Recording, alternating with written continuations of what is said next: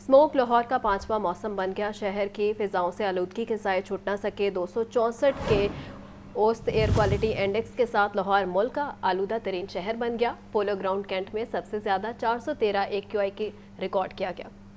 मज़ीद तफसीलात सोहेल कैसर से। सोहेल, अपडेट कीजिए।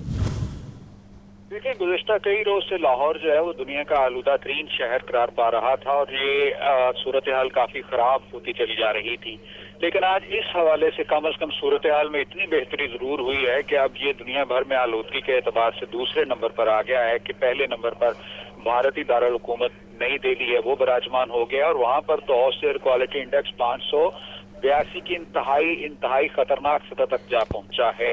और दिल्ली के लाहौर की जगह लेने के बाद लाहौर दूसरे नंबर पर है, जहां सूरत हाल आज कुछ यूं है कि इस वक्त लाहौर का जो औसत एयर क्वालिटी इंडेक्स 264 रिकॉर्ड किया जा रहा है। गुज़श्ता दिनों की निस्बत सूरत हाल कदरे बेहतर दिखाई दे रही है। अगरचे इसको काबिल इत्मीनान तो करार नहीं दिया जा सकता, लेकिन as compared to previous days इसको कदरे बेहतर जरूर समझा जा सकता है। 413 के AQI के साथ पोलो ग्राउंड कैंट में जो आलूदगी की शरह वो सबसे ज्यादा रिकॉर्ड की गई। इसी तरह सैयद मुरातब अली रोड पर 365 AQI रिकॉर्ड किया गया और फिर जो शहर कायदे आज़म है वहां पर भी आलूदगी का तनासुब तकरीबन 264 रहा।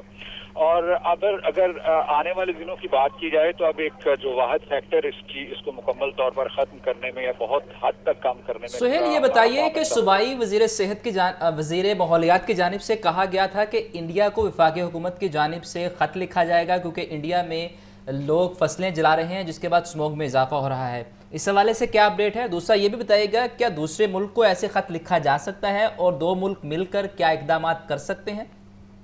बिल्कुल, अगर बाहमी भाईचारा हो तो इक़दाम तो हो सकते हैं, लेकिन मसला ये है कि ये ना सिर्फ भारत के जो भारतीय पंजाब है वहां पर इस वक्त धान की फसलों की बाकियात को आग लगी हुई है, बल्कि जो हमारा पंजाब है इसका जो शेखुपुरा का खसूसन जो रीजन है और फिर आगे जाकर जो जंग रीजन है वहां पर भी बेशुमार मुकामात पर फसलों को जो है वो फसलों की बाकियात को आग लगी हुई है।